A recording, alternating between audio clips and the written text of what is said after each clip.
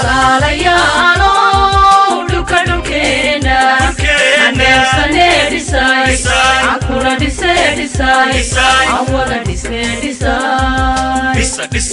dhulka dhisa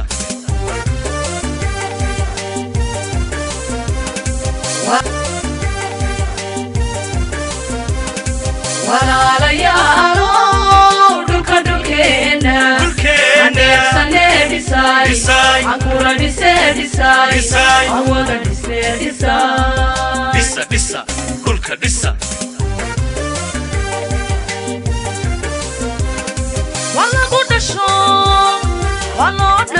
waloo dhinto lagu dhaawacme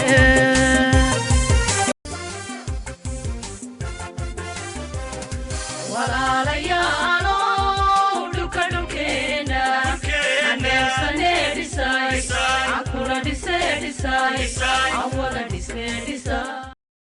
waxaan salaamayaa dadka u dhashay Godaalo iyo shirkadda baasweyn oo fulinaysa mashruucan fulinaysa baan aad iyo aad ugu mahadnaqayaa waxaan kaloo u mahadnaqayaa ragga hawlwadeenka ka uu ka mid yahay Faarax Baarweyn oo mashruuca sidii la rabay hadda u socoto shaqada ma dhamaystirna laakiin sidii la rabay shaqadaas u socoto هذا لبعض بنو علد براسيل وياشي ورشيجة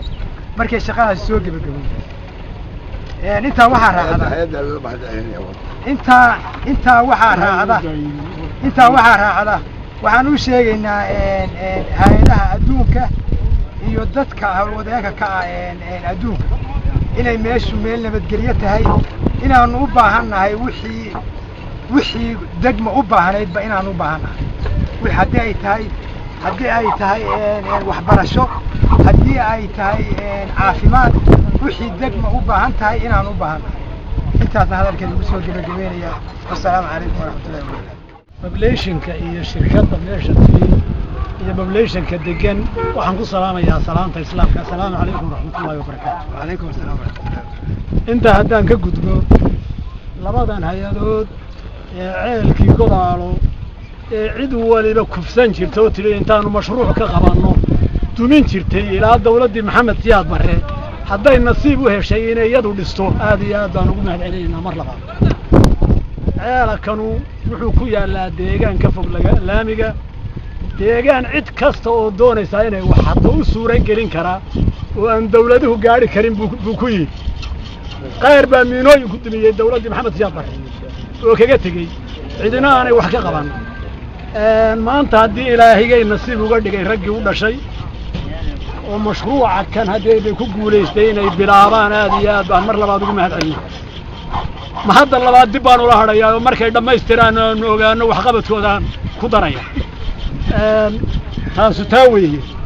ta kale waxa weeye cid kasta oo hay-ada ah ama loo kala ahaadona Soomaali ahaadeen ama shisheeye ha ahaadeen waxaan u sheegaynaa inay nabadgelyo tahay dadka deganina dad wanaagsan yihiin dad u baahan wax u qabtana ay yihiin tan waa biyihii waa ceelkii waxbarashadii caafimaadkii arrimihii kale bulshadu aad bay qabiyo u yihiin ama ma jiraan waxa deegaanku qabsaday waa meeshiisa waxaanu leenahay ku soo dhawaada intaa waxa ay raaca injineerka Faarax Baarweyn oo kambanigan madaxu hadda hawsha wada waxaan leeyahay mashruucan dhiso oo u dhis oo inoo dhis soo waxa garatay ma intaana taasaan leeyahay wassalaamu calaykum waraxmatullahi wabarakaatu aad iyo aad baan hay'adda la yiraahdo baasweyn iyo UNICEF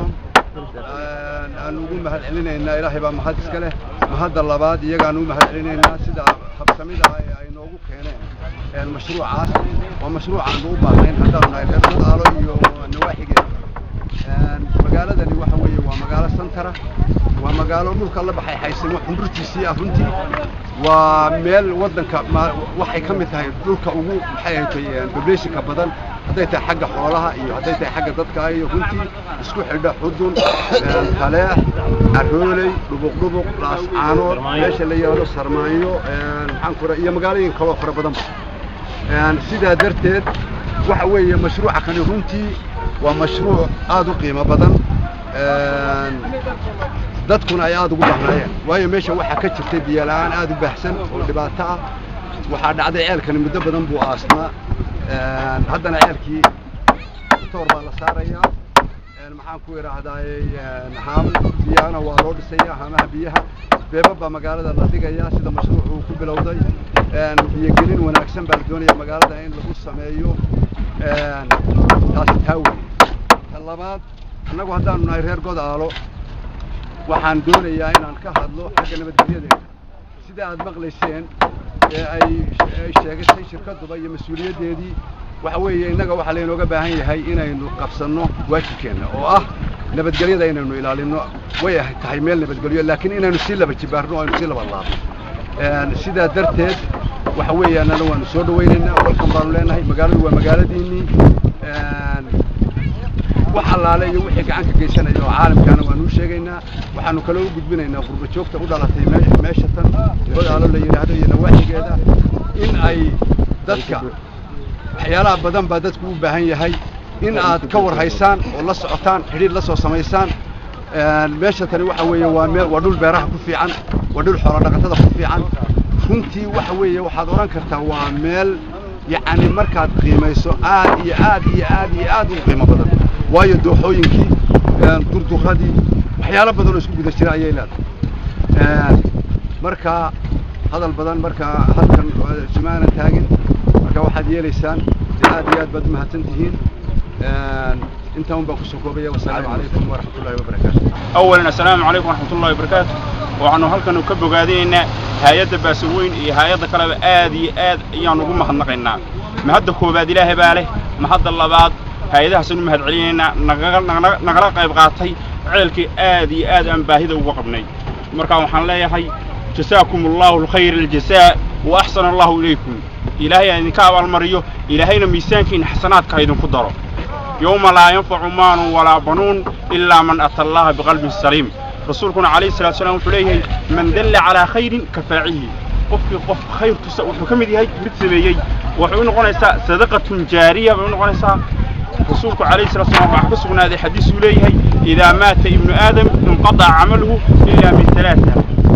قف بني آدم كان مرخو دنتو وحكهر عمل كيس صدح باكهر ولد صالحة وأسد دعية هي صدقة جارية وكملة عير ودسه هي مساجد ودسه مركا وحنا لي جزاكم الله الخير الجزاء ما هاد إله رايت كله مركا الله ما هاد رايت كله هيدا فيها باسوين فلان iyo hay'adda mashruucan soo xisay oo UNICEF uma tacalinaya dadweynaha reer Godaalo oo hawshan kasbaday inay dejiyaan oo soo dhaweeyaan oo mahad celinaya sida aad aragtaan mashruucu uu bilowday oo soo dhaweeyna cid kasta oo qayb kale ama gacan ka geysatay waxaanu kale u sheegnaa hay'adaha inay meesha meel nabadgelyo tahay wax kasta looga baahan yahay hadday biyo tahay hadday caafimaad tahay hadday mashaariicda beeraha tahay day xoolaha ay inta u baahan waanu soo dhaweynaa cid kasta oo wada shaqadii waa taa waa socotaa waa bilow nabadgelyadeedu way fiican tahay shaqadeedu way fiican tahay sida idinba aragtaan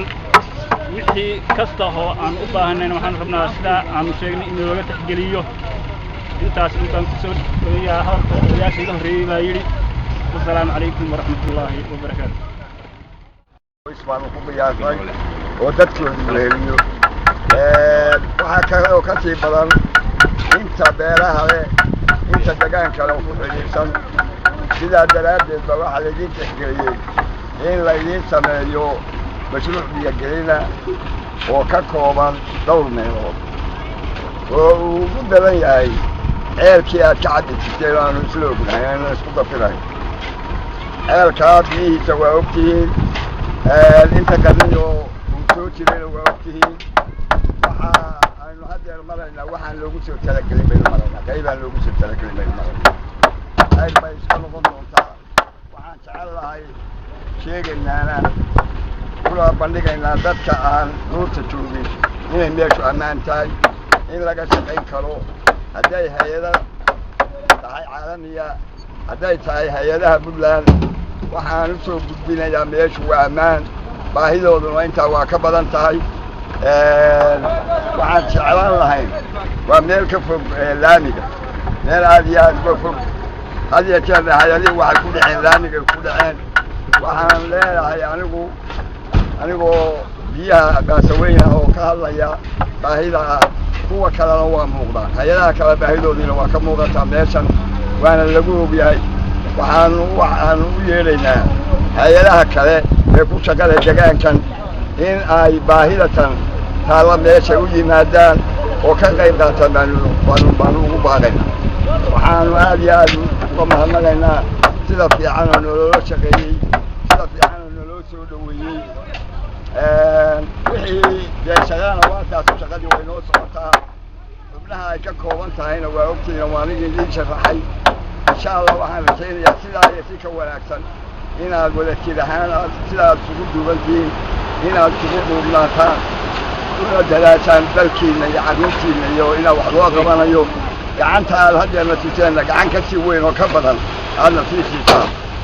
aad iyo aad baanu idinku mahadnaqayaa aad iyo aad kisidaa noo soo dhaweysay dhulkalena waxbaanu ka qaban doonaa shaqadana waxaa heli doona meeshii uun ammaan meeshii ammaana annagu haddeer waxaanu laba oo midna uu yahay laabaas midna godaala leeyahay waxaanu ku talagalay inaanu laabaas ku horeyno laabaasna waa naga ka soo guuriyo waa la wada ogyahay wixii naga qabsaday waxaan idinku boorinayaa inaad hay-adaha soo dhaweysaan inaad gacan qabataan inaad hawl badan la qabataan sidaasaan idinku boorinayaa wahaada wasalaam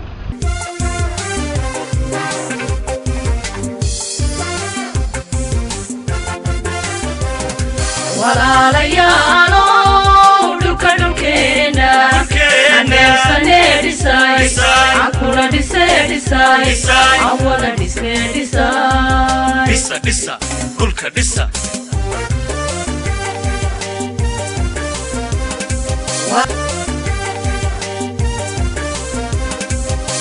walaalayaalo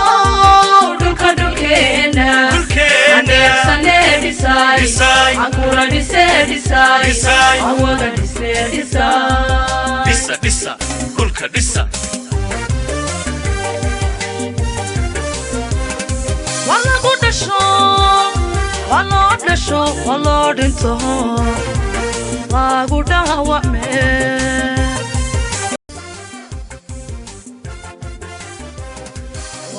walaalayaalo dhulkeena aneersane dhisay akula dhisay awala dhisay